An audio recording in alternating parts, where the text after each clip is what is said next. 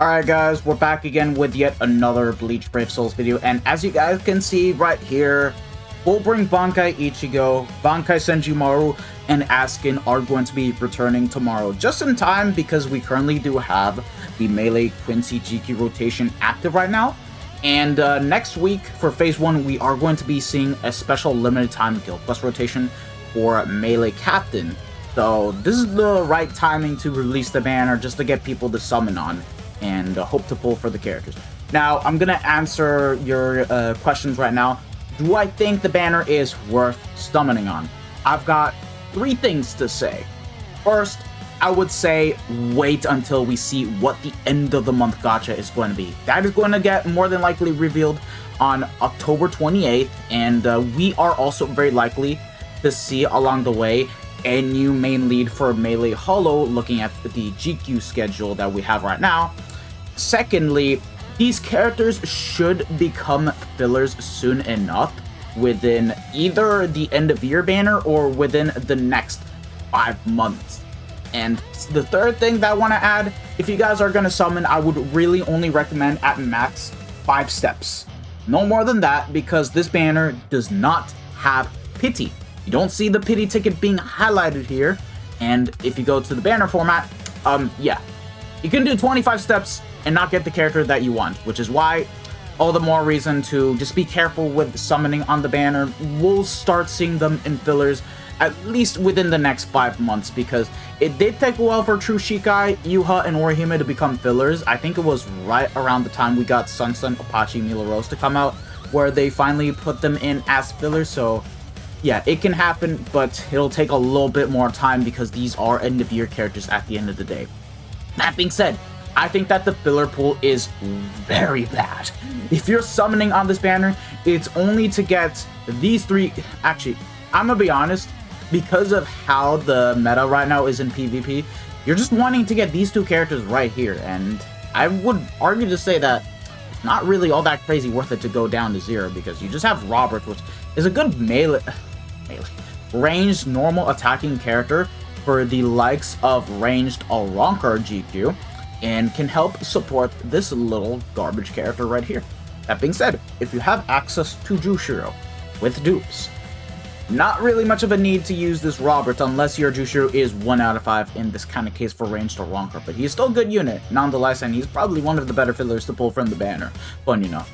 Zambietta, terrible character, unfortunately. She's a GQ lead without the SP boost designed for ranged Alronkar. She got hard replaced by Jushiro, and I'm happy about that because goddamn I hated this character on release, and she still sucks now. Dongdu, he's okay for PV content for Guild Quest. Yeah, he's not gonna be too bright. That's the thing. He's gonna get hard replaced by this upcoming end of month, as well as more than likely Sun, and of course the other Melee Hollow leads that we have up until now. So just saying that right now. Uryu is a super potion farmer. Not much to say. He's just there for farming. But besides that, as a unit, you're not going to be making too much usage of him in Guild Quest. Obviously, he's a lot weaker than a lot of the characters that we've gone thus far, so not a good character. Aizen is still a fun NAD unit, still one of the 2 only normal attack characters that have the 80% attack boost, but in Guild Quest, Robert is still the superior character to use just because he has GQ skills. He has Flurry too. This guy is also going to be very terribly inconsistent with getting the attack boost. So there's that. And then Jojiro, we have not seen a Manga 1000-Year Blower character in a while, but this is definitely a great pick to get because he helps Ichigo to do more damage. He is a link, and you do not want to miss that out, even though we are more than likely going to get very soon enhanced links for the Heart attribute. Heart is the only attribute to not get an enhanced link yet, whereas 4 other attributes have already gotten something from Resurrection, so yeah. But besides that, Ichigo, a whole 10 months in, soon 11 months, he is still one of the best characters in the game. He is still one of the best Heart units in the game, still number 1 for the attributes, and he just competes alongside 1000-Year Blower Renji, 9th Anniversary Kenpachi, and all the other 10th Anniversary characters. Why? Because he has the same EX move as Kenny and Renji. And in this kind of case, he still is cracked. He still has Frenzy 3, high Berserker value of 60%, defeated enemy bonus as well, where once you defeat already 20, you just get 20% more melee damage. Great in Limit Breaker still, because he provides the team with an extra recharge for the entire party, and he also gives out an extra Soul Bomb, which you can never go wrong with. And yeah, 80% SP boost, increased damage chance against Quincy's, weakened defense, poise break. The only thing that is going to be kind of sucky moving forward is that he only has complete element resistance of 100% instead of 200%, but this is a character that I think will be fine in the long run because of how cracked the unit is. We'll have to wait and see how these harder GQs evolve, but until then, he's definitely one of the best characters to pick up in the game, for sure. Bankai Senjumaru, on the other hand, let's be honest, Unohana nowadays has not been looking too good, and you just need to see how her performance was in Melee Soul Reaper when it got buffed to hell, and she wasn't doing as good, to the point that you needed to use the likes of Magic Society, Giselle, or the likes of Basby, and most importantly, you needed a NAD character to even be able to carry through the GQ rotation as a whole. Because without Christmas Grammy, it was pretty bad. Now with Senjumaru, let's be honest, she was able to get 56, 57 at max Transcendence at 2.5. Yeah, she can get 50 plus 1.5, still 50.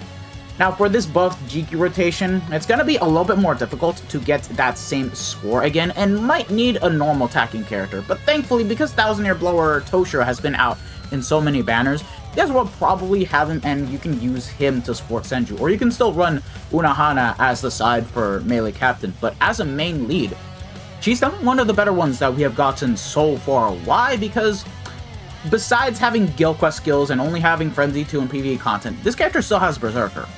So with Frenzy 3 being active in Guild Quest, that does scale higher and you can do more damage, and she also has a full stamina damage boost of 20%. But besides that, the same stuff that you would expect out of a GQ lead, such as Frenzy 2, Frenzy 3 and Guild Quest, extra killer effect, extra melee damage, but then has 80% SP boost with Poise Break, Marauder, increased element chance against Soul Reapers, with weakened defense, Poise, Bombardment, and yeah, she also has Element Plus on a lot of different strong attacks. She inflicts Paralysis Plus on the SA1, SA2, it was Freeze on the SA1, Paralysis Plus on the SA2, and then the SA3, she inflicts Lacerate, and then through the EX move and the Soul Bomb, you can inflict Drain Plus. So it's a pretty nice little character that they did with her, and she should still be very dominant for the likes of Melee Captain as long as you have her at least 2 out of 5 plus. Duped up, I think she'll be fine. 1.5, I think you probably definitely need to run an app character for sure, but we'll have to see how she'll do in Melee Captain. She is still a great character to pick up at the end of the day. Askin, I cannot really say the same thing. Now, he is mainly a Brave Battle character, so for the job that he wants to do, he just wants to proc poison against his enemies to then drain and let your Persistence Breakers finish the job. So yeah, and unfortunately right now, with the fact that we have 3 Persistence Breaker characters in PvP, this guy has lost his value, sadly.